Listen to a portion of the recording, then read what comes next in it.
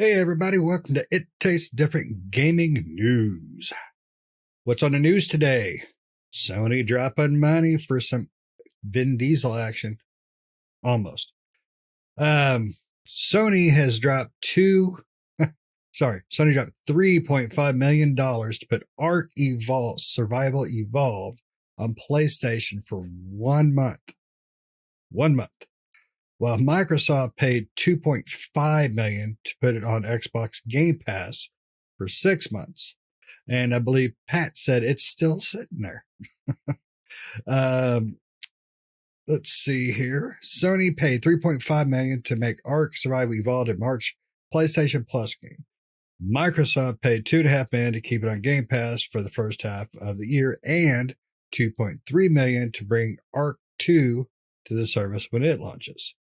That's a lot of dollars for a lot of survival. And you get Vin Diesel in that too. I don't know how well the Ark games really do. We've played it. These guys are survival people. They like the survival stuff. I'm not really that big on it. So let's talk to them first about why they think Microsoft and Sony would pay that kind of money for survival. Nick, you first, buddy. Well, why they pay that much for Ark, I'm not sure. Ark's an all right survival crafting game. I mean, we played it quite a bit, but it's got its limitations. There is quite a bit to do in Ark, but it's very buggy and very rough around the edges. But I think this gives us a bigger insight. The bigger outlook here is a bigger insight on what PlayStation Plus and what Xbox Game Pass pay for games onto their service. That's one thing that we've been wondering for a long time. How much are they paying? And this gives us a good indication of what that is, right? Now, of course, this, money, this 3.5 and 2.5 million from Sony and Microsoft, that depends on the game, right? Ark at the time, I think, was seeing some big success, especially on the PC side of things. So that's the reason why they wanted to have this opportunity to put it on console and be the first to have it in their service. And I guess Ark is still a big game. That Ark 2 is going to be launched for, Microsoft paid for Ark 2 to be launched first on Xbox's service when it comes out. So, but again, this gives us a bigger idea of what they're paying for these games to come on, these big games. You think about Microsoft with, I'm thinking like Back for Blood. And they probably paid a pretty penny, probably somewhere close to this amount for that game on there, because it was a return to the Left 4 Dead type of series, right? Even though it's not Turtle Rock, but it's the people that made the first ones coming back for that, and some other types of games that are not theirs, not owned by Microsoft Studios, that are coming to the service, and how much they pay for that, right? So we're looking at millions of dollars. I mean, we figured millions, but I mean, wasn't quite sure. And so we're looking at 2.5 million for Game Pass for Ark. I mean, and I wouldn't literally put Ark as a big release, like must have.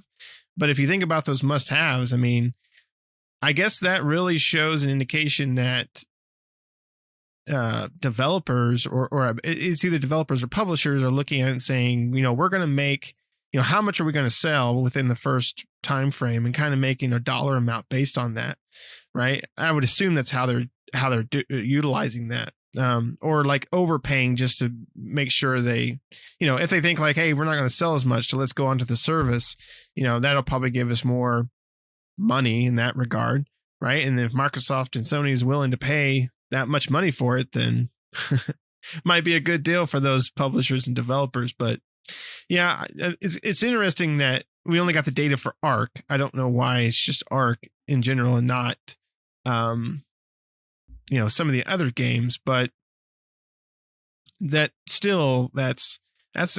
quite a bit of money for just one game. And you think about all the games that are on Game Pass and PlayStation Plus, and that aren't owned by, Sony or Xbox, and how much they've paid to put them onto the service. Not every one of them is going to be a $1 million amount, but depending on the game, right? But yeah, it's very interesting. What do you think, Pat? Yeah, it's really good. We don't get to see Microsoft and them don't publish this stuff very often. So getting a little bit of a glimpse into what one or the other pays for something is pretty awesome, I think. It's quite a stark difference what Sony's paying for 1 month versus what Microsoft initially paid for 6 months, and then ended up holding on to it and extending that contract for even longer. So I mean, that's an interesting thing when you see stuff like that. And not to mention, I think there was an article that was basically this whole Activision Blizzard buyout thing has kind of made a lot of things public. And now we know that Game Pass on the console generated Microsoft $2.9 billion last year. So that's only going to get bigger and bigger and bigger. And we also know because of that, Xbox Gaming generated $16.28 billion for Microsoft last year. So 18% of that revenue came from Game Pass. So no wonder they want to hold on to that, right? I mean, that's a lot of money, $2.9 billion. That's the console side of Game Pass only as well. That's not talking about the PC side, because that's not into an account.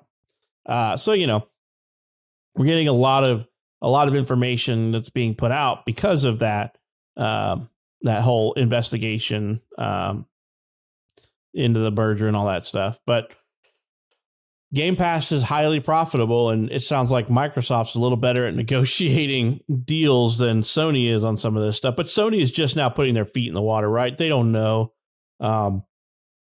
what's a great amount or not.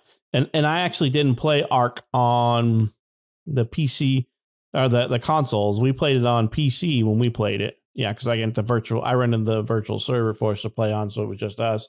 So stuff like that. It's interesting. Like I said, I'm glad to get a glimpse of it, because we've asked this question amongst ourselves how many times. How much did they pay to get this?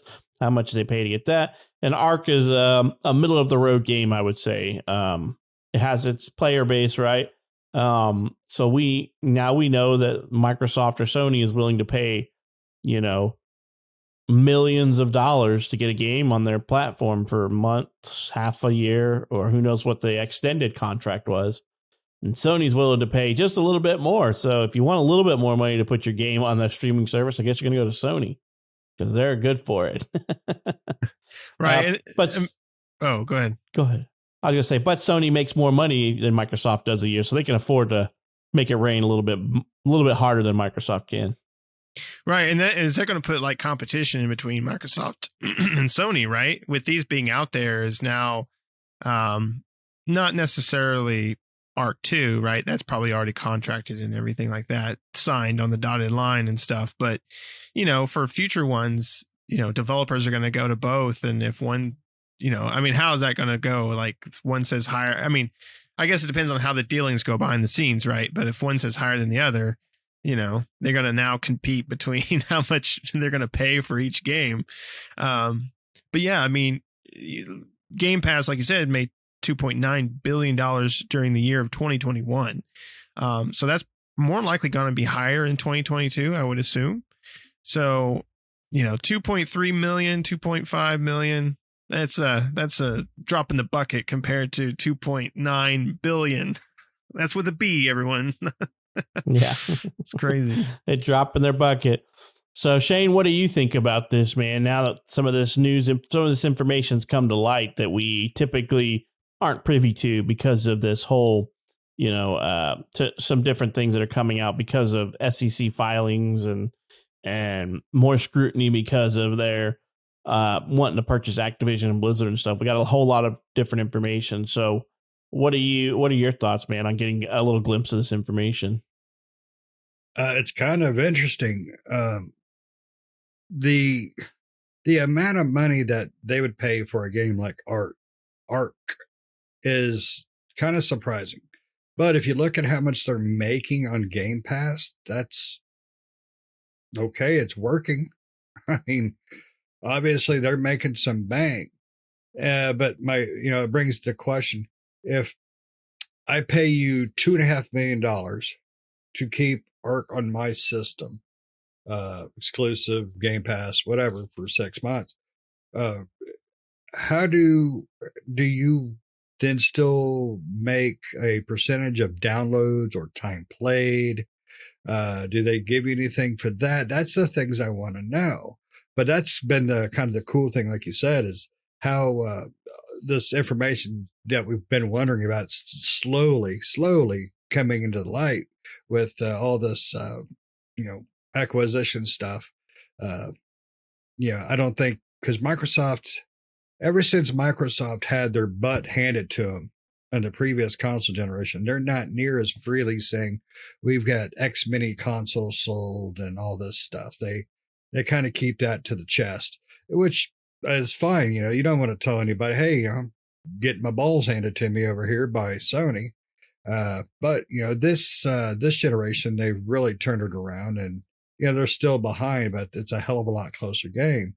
So I think Microsoft should be kind of proud of some of these numbers and maybe bring them up more, because if they can make deals like this with Game Pass and still make that kind of bank, they're doing something right. Now I don't know. I don't know what the differences are between Sony's PlayStation Plus Ultra system and Microsoft's Game Pass, but if it's working for Microsoft and Sony is following the same pattern, the same thing, games like Arc, you're going to see more of that. You're going to see more of those purchases being made, or not purchases, rentals, if you will. They're renting the game exclusivity, which is a good thing and a bad thing, because the more this becomes popular, and they're going to go, well, you know what? I don't have to buy them. I'll just rent them for 6 months, milk it till basically the user base on that game drops off. And then, I got my money's worth. They got their money's worth. I think Game Pass and PlayStation Plus is gonna slow down exclusivities. People are not exclusivity, the purchasing of other companies and stuff, because now they can just rent them. I mean, it's all higher bidder now. So this way, next game, if it did well on Microsoft's Game Pass, the next game that kind of makes, Sony might say, you know what, I'll give you an extra $5 for what Microsoft's paying you, and boom, they get it. That's going to save them money and still make them, a decent profit. So that's me. I think this is really interesting to see that they're paying this kind of money for these types of games. But I would like to see how they how they purchase or pay for the exclusives on their Game Pass and stuff. Does a indie developer, is there an average fee that they pay compared to? I don't know if I would call Arc a triple A. I don't know about you guys. I would say maybe a double A. Half-ass Energizer Bunny. I don't know, but I would like to kind of see more of how Microsoft does this.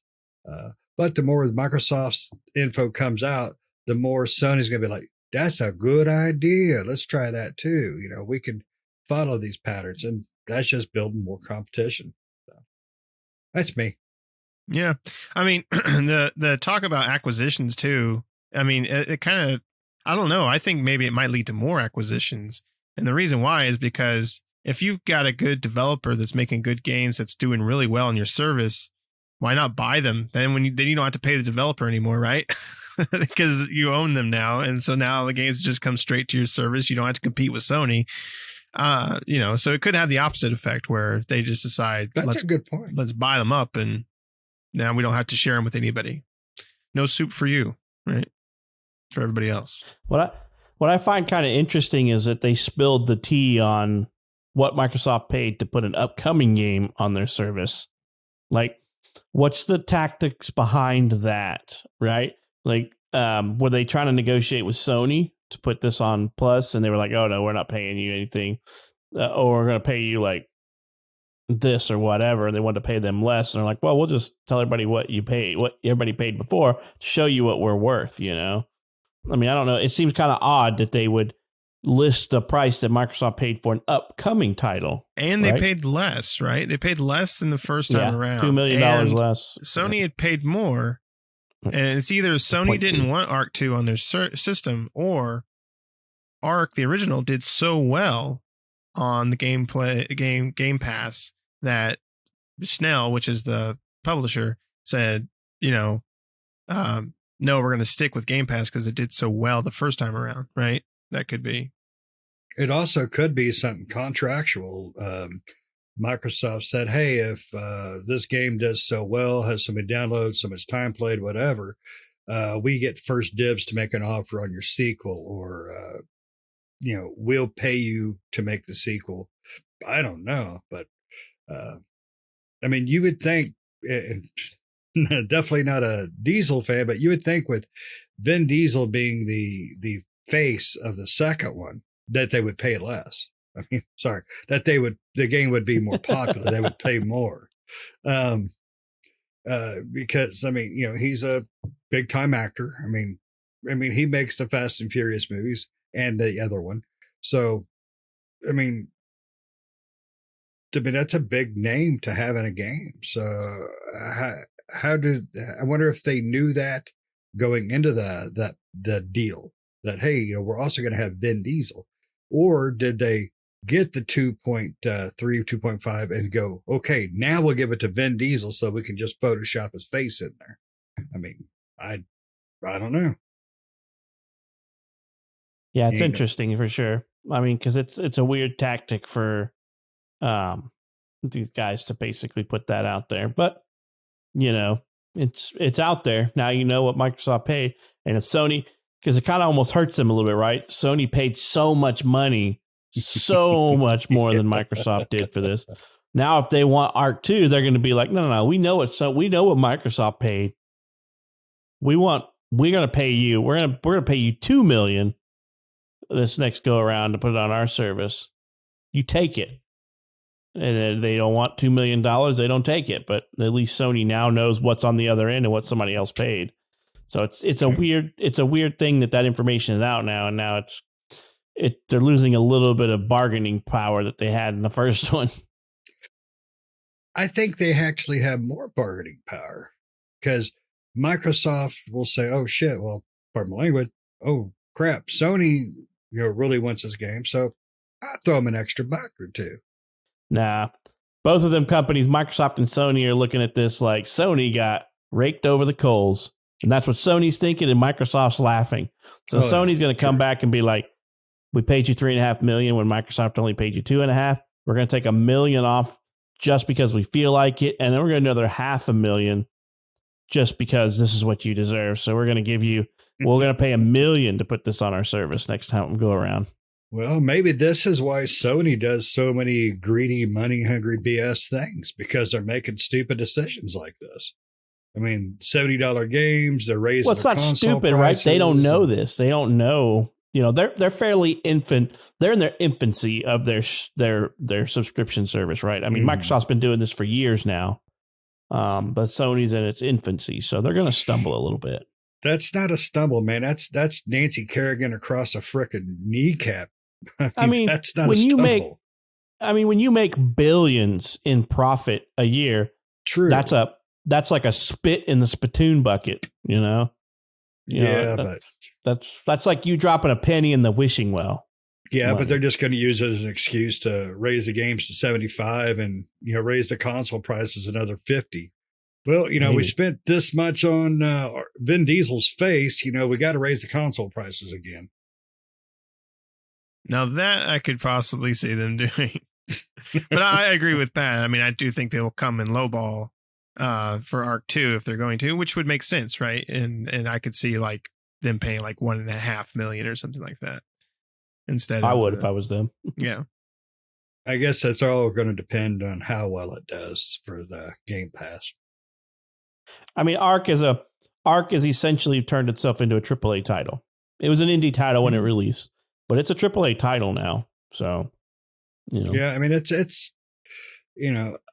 like I said, I'm not a big survival gamer, but I know lots of people who are. So, um, I don't know. It's kind of crazy though, seeing these numbers and stuff come out. So hopefully we'll see more.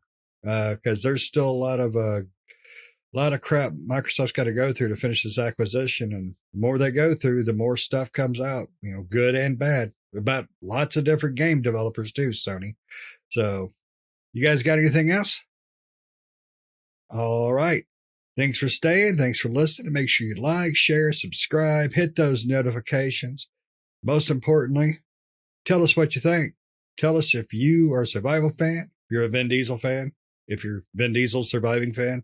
Tell us what you think about this. Tell us what you think about Game Pass and everything we discussed here. And then we will see you next time. See ya.